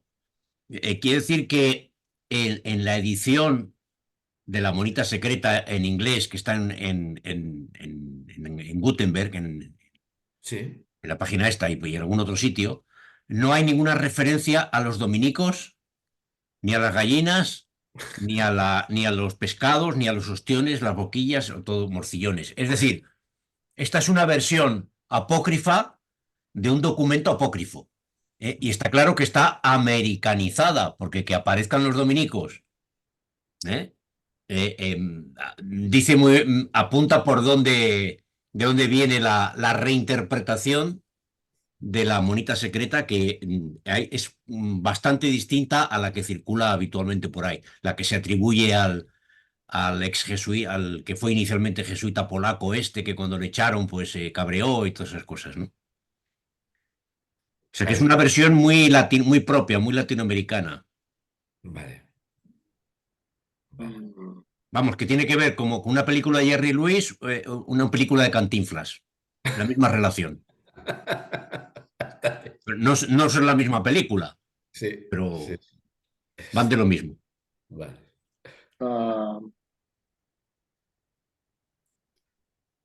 Y entonces, vale, quiere decir que esta es una versión el polaco original hace un texto y Sí, podríamos decir que este es un texto reelaborado, ampliado, americanizado americanizado. Probablemente por los dominicos, porque como por los aparecen ahí opositores Maragún, del mismo. sí. Vale. En comida, el viernes no se usa ni introduzca al comer galápagos, tortugas, mortillones, cangrejos, ostión, chinchas, boquillas, camarones, ni otros pescados semejantes, ni salpresos, porque, a más de su poca sustancia, son incitativos al agua y satisfacen menos. Pero usarán de pescado craso y fresco, que, aunque siempre es flemoso, ayudando con más porción de vino, se hará más tolerable y hará más cocción. 30. Los jarros en que a los nuestros se ha de administrar el vino tengan en su fondo pintado el nombre de Jesús, para que aunque bebiendo no se aparten de su santa compañía, antes bien el mismo licor les despierte la consideración para contemplar en la sangre que por nosotros derrama. 31.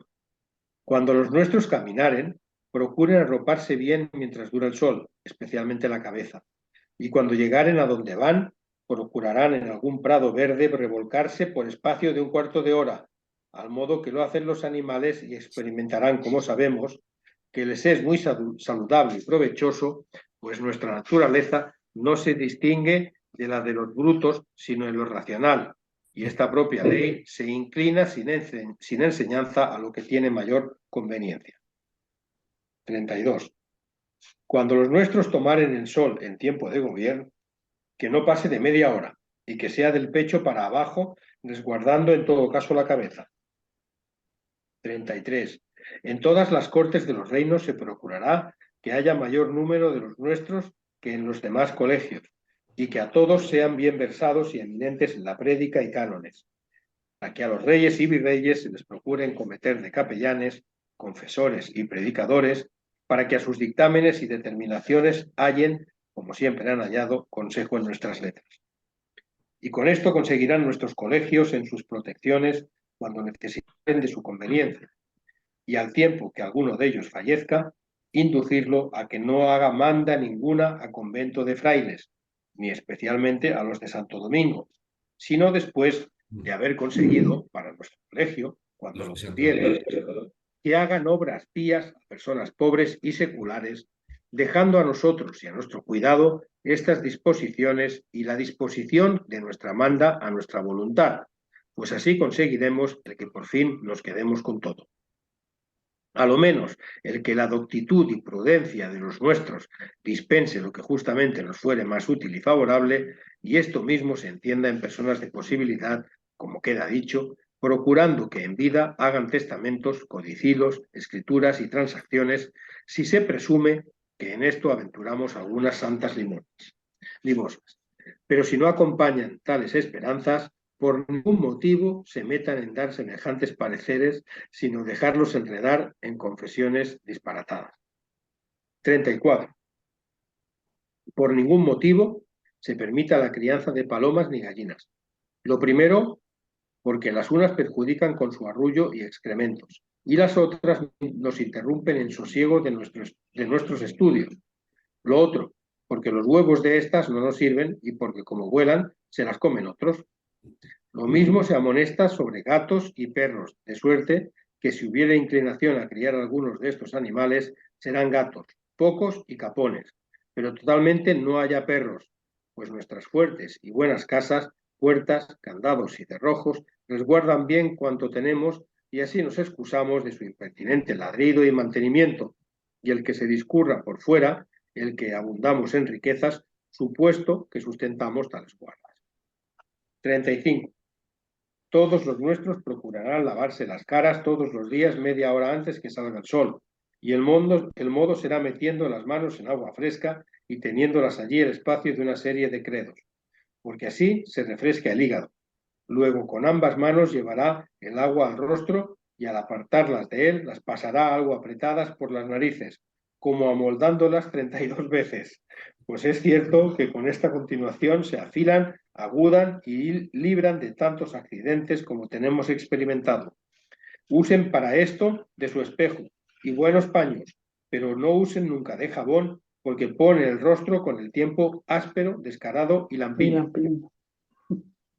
36. A los procuradores que en Roma tuvieren, se les ha de proveer de bastante dinero por todos los colegios, para que cuando con atenta vigilancia, cuando el pontífice concede especiales privilegios a las otras religiones, procuren entonces conseguir, aunque sea a costa de dinero regalar a los empeños, los mismos privilegios para nuestra compañía. Y luego que los hayamos conseguido, procuren los rectores ponerlos en los parajes más públicos de las ciudades donde habitan, y especialmente en todas las puertas y esquinas de Santo Domingo, suponiendo el que hayan de ser impresos y que no sean conveniente el hacerlos demostrativos. 37. Sabido por los nuestros que ningún hijo de Adán está seguro de padecer sugestiones carnales, ordenamos a todos los nuestros que continúen el antiguo uso de ponerse en los riñones planchitas de plomo y casquillitas. plomo batido y casquillos de lo mismo en el miembro viril, pues con esto se amortiguan los violentos y nocivos movimientos de la lujuria y maldita carne. 38. Cuando a los nuestros se les ofreciere hacer algún dilatado viaje, no excusen acompañarse con frailes de San Francisco, pues usando todo el mundo de mucha caridad con estos, de aquí se sigue que por donde quiera que van los regalen.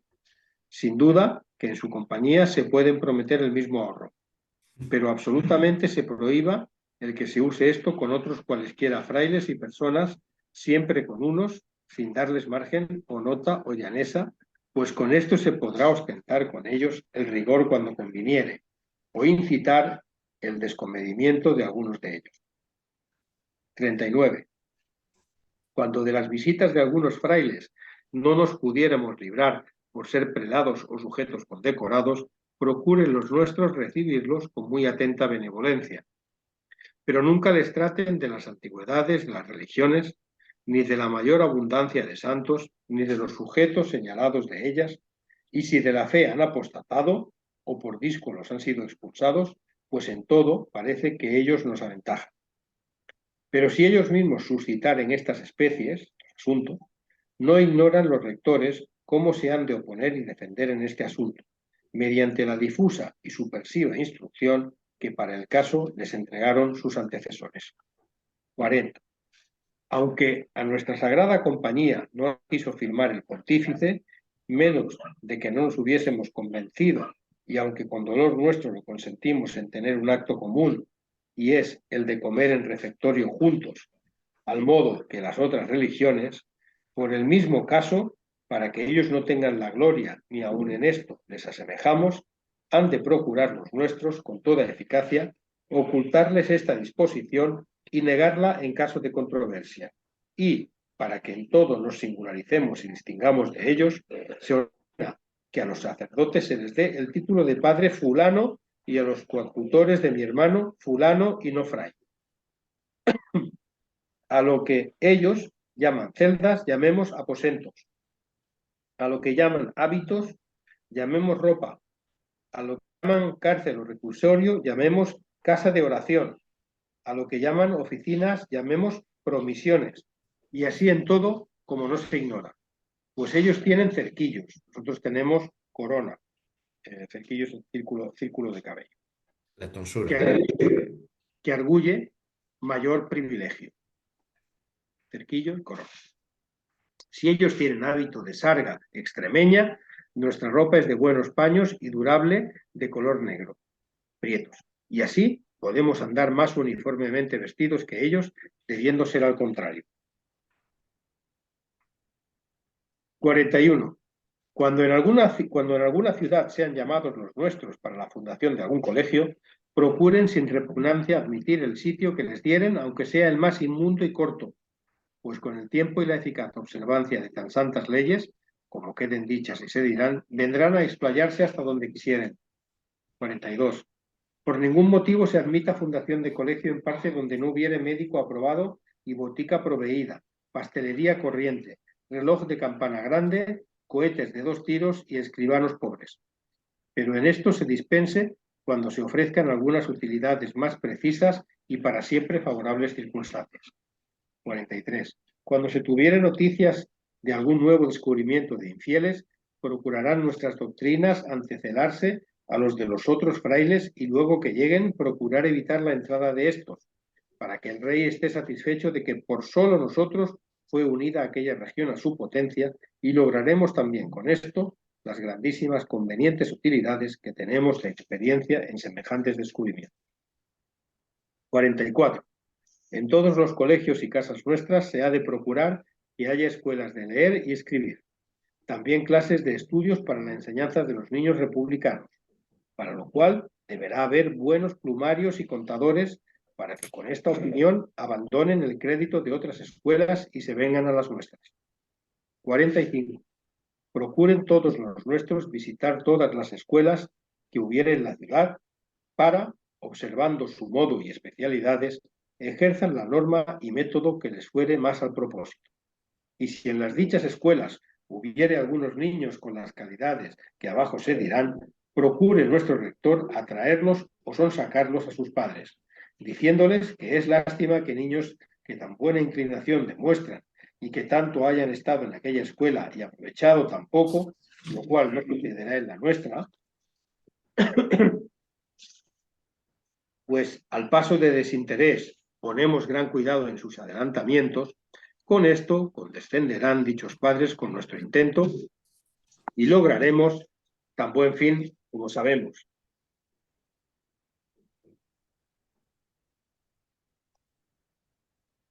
(46) En nuestra escuela se han de recibir niños de toda especie y esferas, pero ha de ser con toda especialidad, atendiendo a los hijos de los hombres ricos, acomodados y que tienen cargos honoríficos y del gobierno en la ciudad.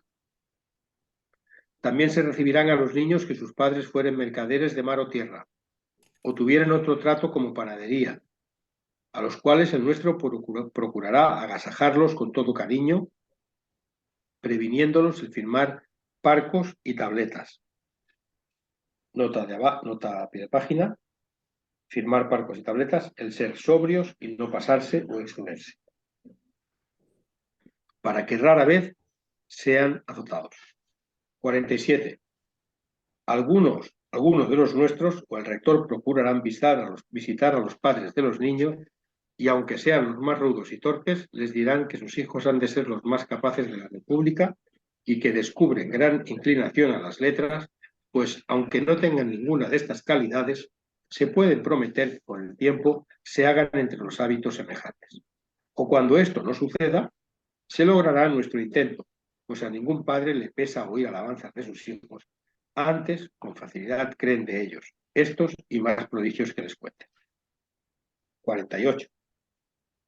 A todos los niños que fueren adonairados de cuerpo y bien agentados de rostro, procurarán no azotarlos nunca, sino muéstrenles mucho cariño y agasájenlos con medallas, chochos, piñones, garbanzos tostados y otras chucherías semejantes continuas, remitiéndolo a menudo al aposento del rector, quien, con las mismas demostraciones, procurará agradarlos e irlos inclinando a que sean jesuitas, pero cuyo logro no se pondrá mucho cuidado a que aprendan a escribir, pues no hace mucho a nuestro propósito, sino pasarlos con toda brevedad a la clase de gramática. Y aunque a nuestra costa, si de sus padres no se consigue hacerles nuestra ropa desde pequeños, contarles muchos ejemplos y especialidades de la compañía, para que con esto se inclinen a ser de ella y experimentemos tan felices progresos como de semejantes hemos tocado siempre. 49. Cuando los niños que son útiles vinieren a verlos sus madres, entonces demuestra el portero toda su indignación con ellas hasta que se vayan. Y si ellas porfían, como antes en hablar, no será el entorpecer y lamentarse, como ya se dijo, para que su enfado no les permita que nos dé más molestias. 50. En las clases de gramática no se enseñe con otro arte que con el de Nebrija. Y en la filosofía, por ningún motivo, se mezclen opiniones de Santo Tomás, sino de nuestro padre Suárez y otros varones insignes de la compañía. Toma ya. 51. Sobre todo procurarán todos los nuestros, después de hecha la diligencia de lavarse las manos y el rostro, decir misa lo más temprano que pudieran por dos razones.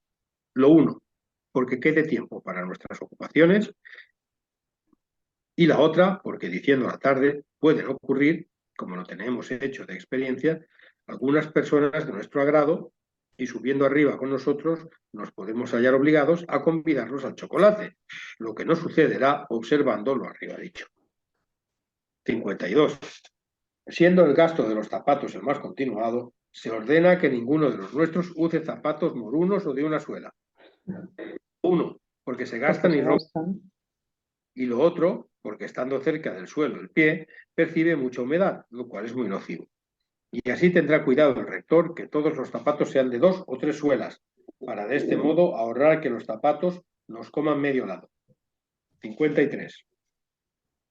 Todo lo cual observado, como se advierte y ordena, nos alentará a vivir esperanzados de mayores prosperidades, mayormente si esta Santa Mónica no llega jamás a noticia del siglo, pues no es ignorado el caso que sucedió en Panamá de las Indias, en aquel nuestro desgraciado colegio que, habiendo expulsado a un sujeto, tuvo arte para llevarse esta divina Mónica, y haciéndola pública en aquel país, no obstante de haberse castigado al rector severamente por el descuido, no ha podido el colegio volver a su antiguo aplauso y estimación, que es cosa de bastante dolor la pobreza que padece en tierra tan rica y abundante, por lo que anda en boca de aquel maldito vulgo este pernicioso adagio.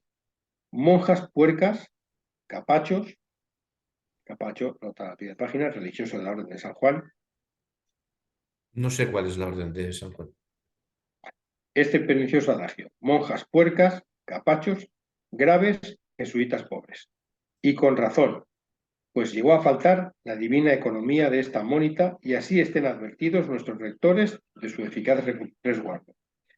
Y si a su noticia llegare que es nuestra la que se perdió, defender que no es nuestra hasta la muerte, pues no hay duda que si ella vive en la memoria de los de fuera, nos podemos despedir del mundo para vivir un entero. Finish, Jesús, Bonitas y tal.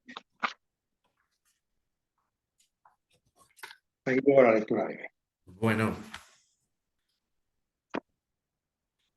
¿Cómo sabéis que? Yo no sé si, a ver, no sé si ha sido muy útil este.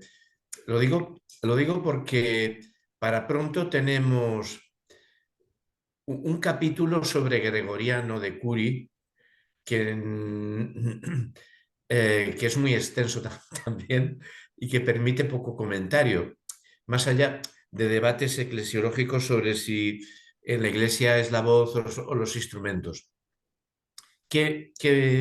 Bueno, no sé si... Bueno, el siguiente capítulo es el Fernando de Bustillo, un palafoxiano, que es breve, desde la 4-7, son 10 páginas. Luego es cuando viene... con largos poemas que también son... en fin. Sí, hay 3 páginas de poemas. Luego en la 4-19 viene el apartado del canto gregoriano, el capítulo sobre el canto gregoriano. Yo lo he leído y no hay gran cosa ahí.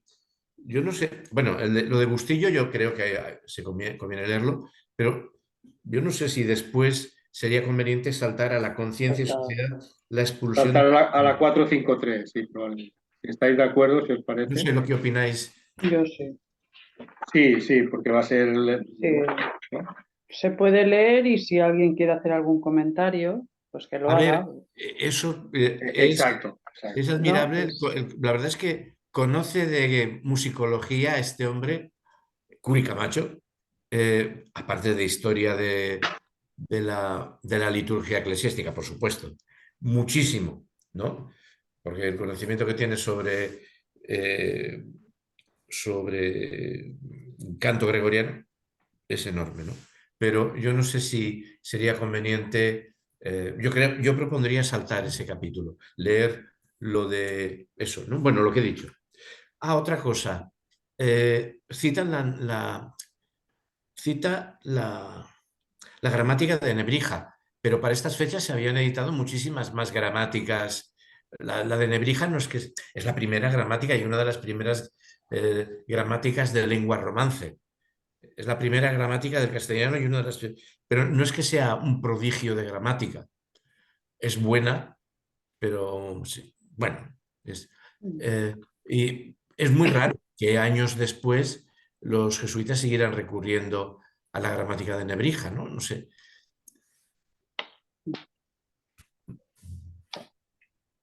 Por lo menos lo que propone en el texto, ¿no? Y si este texto además es del siglo XIX o del siglo XIX, perdón, del siglo XIX, bueno, no sé, de qué este apócrifo bis, de qué periodo es, ¿sabes, Joaquín? No, lo que pone, bueno, vamos a ver, lo que pone, lo hemos leído, que lo encontró en la biblioteca de los jesuitas, pero no pone la fecha.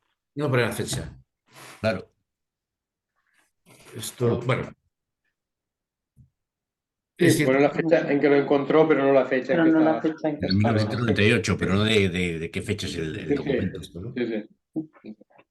Y bueno, rápidamente, durante el 16 salieron nuevas gramáticas. Yo ahora no sé si, porque todo esto se habla sin haberla visto, no sé si la del brocense, que siempre se elogia como mucho mejor, es una gramática del latín o del castellano, pero habría una gramática, bueno, estos son viejos recuerdos de estudios de filología que no...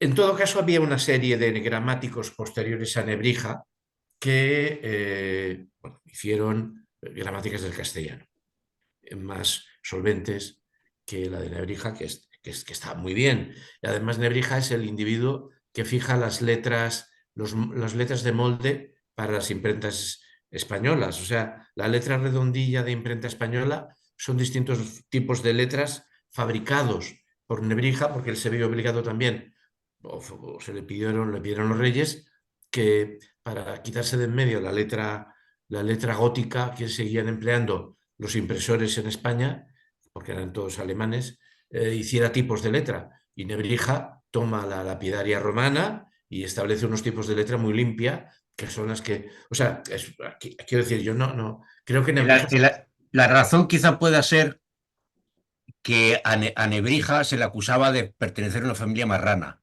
Ah, Ah, ¿Eh? vale, Entonces, vale.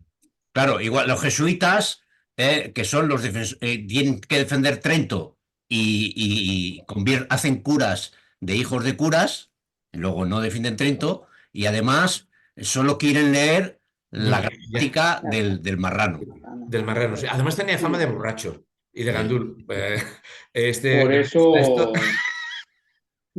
eso, por eso este capítulo está bien como expresión así de investigación filológica pero hombre, debería haber discutido en este capítulo eh, la comparación con la realidad de la práctica de la Compañía de Jesús, ¿no? Porque nos deja, hombre, Deja ahí, ya está.